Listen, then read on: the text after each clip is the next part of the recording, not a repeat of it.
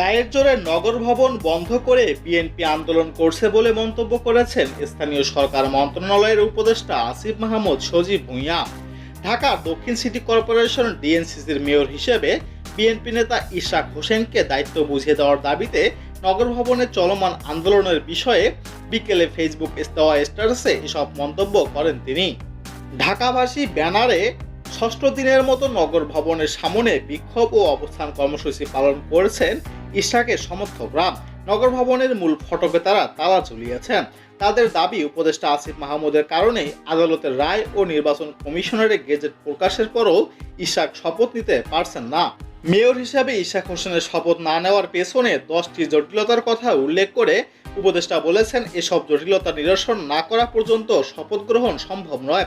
যথাযথ প্রক্রিয়া অনুসরণ না করে বরং গায়ের জোরে আদায় করার উদ্দেশ্যেই নগর ভবন বন্ধ করে মহানগর বিএনপির এই আন্দোলন চালাচ্ছে। ফলে সিটি কর্পোরেশনের দৈনন্দিন কাজ ব্যাহত হওয়া সহ জনদুর্ভোগ সৃষ্টি হয়েছে।